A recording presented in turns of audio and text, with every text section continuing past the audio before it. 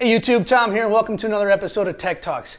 Today we're going to be discussing a topic that I think a lot of people have heard a lot of really bad advice on, and that is keeping your device drivers and firmware up to date. In my last video, Cornerstones of Endpoint Security Part 2, we talked about application updates, and we talked specifically about two types of vulnerabilities that are found in applications that can allow an attacker to gain a foothold on your device and then ultimately in your environment. Today we're going to expand on that conversation, and I'm going to give you some information about driver and firmware updates that will help you understand how an attacker could potentially take those same vulnerabilities in those applications, utilize a driver vulnerability, and then attack the firmware on your device to gain persistence on your device, even if you were to reinstall the operating system or completely do a factory wipe. All right? So, if you're interested in this topic, and I hope you are, because we want to keep you safe in an online world, stay tuned and we'll go ahead and get started.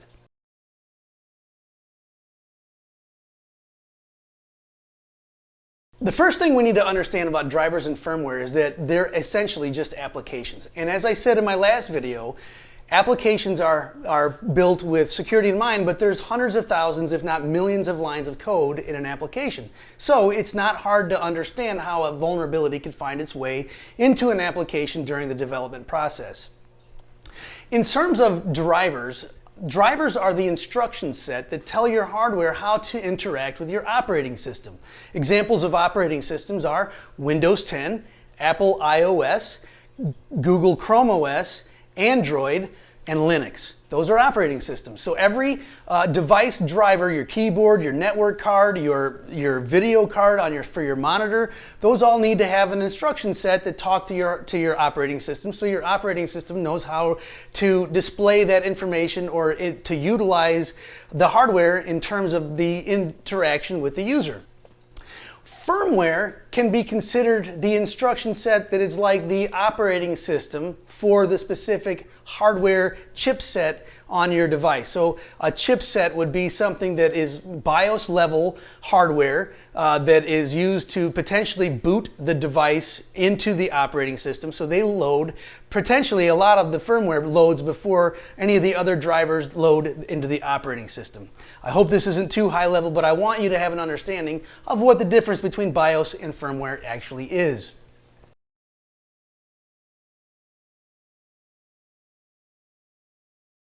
Let's go over to the computer and I'll show you a graphic that I hope will help you understand how an attacker can leverage a device driver vulnerability to gain access to the firmware on your device that actually gets loaded before your operating system during the boot process. And this is where the attacker is ultimately trying to get to so that he can gain that persistence that he needs to ensure that you'll never be able to detect that he's there, and he's going to be able to do a lot of really bad stuff. So let's head over and check that out. What we have in this graphic are the three layers of the operating system that we're going to discuss. We have layer 1, which is the user layer, which is, you can see in this bracket right here, this is where, and what we have here is a graphic about the driver. So all you see in this layer is the user input output libraries, but everything that happens in the user layer is essentially your applications, your browser, your interaction with your components and your devices in the operating system. Here is the kernel layer, or level 0, and we have this bracket here. So here are your device drivers, and in this box represents the interaction between these device drivers and the user layer. Okay, so every time that you push a button on the keyboard or click your mouse or listen to music on your device, this interaction between these two layers occurs. And then finally we have the hardware layer, or level -0. And the reason why this is -0 is because these devices actually load before the operating system during the boot process. So the device controllers are your firmware, and these are your devices themselves. And this is not an exhaustive list, this is just a graphic. What the attacker is trying to do is to leverage vulnerabilities within this user layer that will allow them to get access to the kernel layer. You can see that I drew a box around these two layers because these two layers have a protection. What happens in the user layer is not able to access what happens in the kernel layer, with the exception of a few components, and device drivers being one of those components. So you can see how an attacker would try to leverage a vulnerability within a driver to get access to this kernel layer.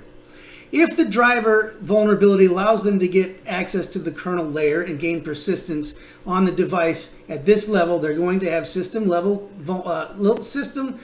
access, and that is going to give them access to the firmware that is at layer level -0. And what their goal at this point is to try to overwrite the firmware that lives at this layer of the operating system. If they're able to overwrite this firmware from within the kernel, then they're able to ensure that the next time you boot your device, the firmware that they've replaced now with a malicious version is going to be able to take over during the boot process right to the kernel layer in your operating system and ensure that their malware is now detected as essentially a trusted process. They're going to be able to rewrite the registry. They're going to be able to bypass your anti-malware solution and essentially be able to gain that persistence they're looking for, even if you reimage your device, because now they've infected firmware that loads before your operating system. So if this is never detected as malicious here, there's no way for you to ever know that your device was compromised, and there's essentially no way for you to get rid of it without a firmware update or throwing the device away and starting all over again.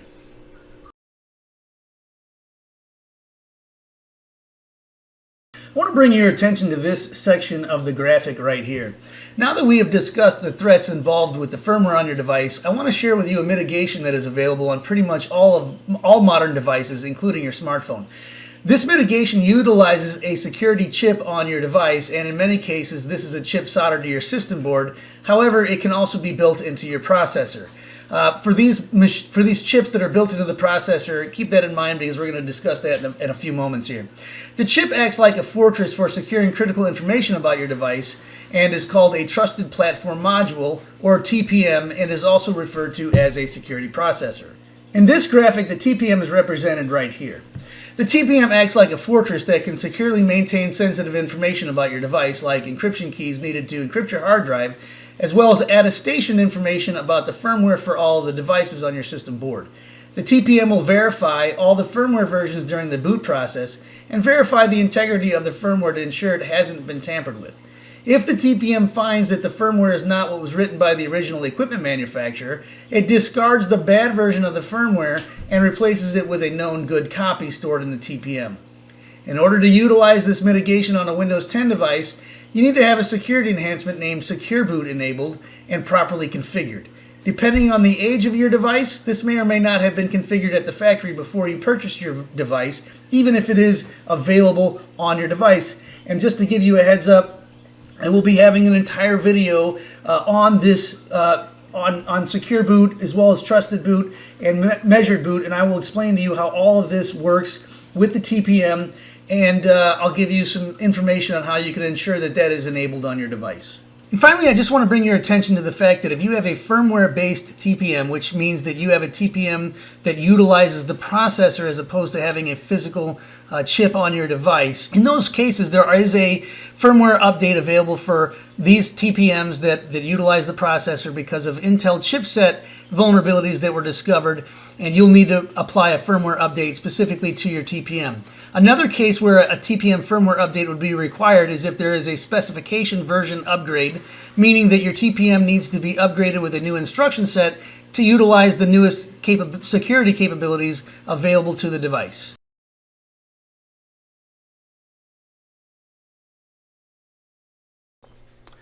Well, now that you know how an attacker could leverage a vulnerability in a device driver to get access to the device firmware, and then if there's a vulnerability that they can breach there, they can overwrite the firmware on a device component that loads before the operating system to gain complete control over your device. And you know that you need to ensure that you're keeping up to date with your device driver and firmware updates. The question now becomes, how do you ensure that you are able to do that? Well, the good news if you have a Chrome OS device is that every time your device boots, you're going to get updates for your BIOS, your device firmware, your device drivers and your firmware, as well as the operating system. So if you have a Chrome OS device, you're always good to go, which is awesome. If you have an Apple iOS device, you're going to get these firmware updates and device drivers every time Mac delivers their updates to your device, whenever that interval is. On Windows 10 devices, you have several different options. Number one, you can allow Windows Update to install the updates for you, provided your original equipment manufacturer, or OEM, provides those latest device driver and firmware updates to Microsoft to be delivered to your device. You can also leverage your OEM's support application if you have one, or if they have one. For HP, this is called HP Support Assistant. For Dell, it's called Dell Support Assist. And for Lenovo devices, it's called Lenovo Support Bridge. Finally, you can always do manual updates for your device drivers on Windows 10, but be careful doing this and ensure that if you go this route, that you have a routine and that you don't miss any of the updates that come out when they come out.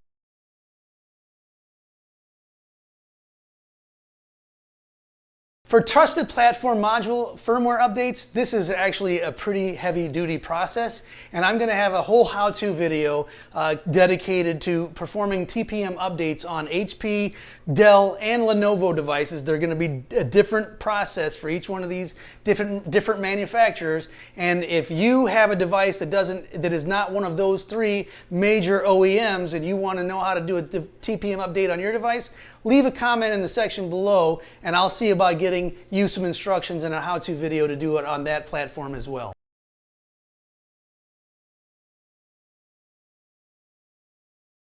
BIOS updates are also critically important for your device. There are BIOS level components that need to be updated, and they're going to come through the form of a BIOS update. A lot of people may have heard of the term, or the vulnerabilities that were released a couple of years ago at the end of 2017 called Spectre and Meltdown that affected Intel as well as AMD processors. And these vulnerabilities allow an attacker with physical access to your device to leak sensitive information, gain access to that sensitive information out of your device, and it'll also allow a remote attacker to be able to leverage attacks remotely if you have any web-facing devices. In other words, you're having a web server or some other device that's open to the internet, especially if it's running a virtualized environment. There's vulnerabilities within those processors that will leak information out of the virtual machines on them. So if you are utilizing that in any way, shape, or form, a virtualized environment, or especially if it's web-facing, you definitely want to make sure that you're getting those BIOS updates, because those vulnerabilities were patched via the BIOS update. Finally, everything that we talked about today, as far as an anatomy of a firmware attack, is found in a white paper that I'm going to link to the description below, so that you can take some time if you want to and read all about that. I only gave you kind of a high-level overview of what is possible in these attacks, but this white paper goes into some pretty good detail about all the nefarious objectives and the specific components in firmware that can be leveraged to meet these objectives that these attackers have. So especially if you're in a highly secure, sensitive situation with your device, or if you're a small business, you may not think that there's a need for cybersecurity, but I can promise you, you're actually wrong. The attackers are always looking at small businesses to gain a foothold there, because a lot of the smaller businesses do business with bigger businesses, and bigger businesses do business with even larger corporations that attackers are always trying to get into to be able to do espionage type attacks where they're just looking for data, as well as, they're wanting to steal credit card data and other things like that. So if you're a small business owner, I hope that you understand the risk involved here, and remember that most of these attacks, if they're leveraged correctly and successfully, you're not even going to know they're there. Okay, so as we all have a responsibility to, in my opinion, we have a responsibility to ensure that we're keeping the people we do business with safe as well, and we can do that by making sure that we're following security best practices. Okay, if you liked the video, I hope you'll give it a thumbs up and you'll subscribe to the channel. We do a lot of how-to videos here, as well as security best practices to help you stay safe in an online world. All right, everyone, till next time, see you later.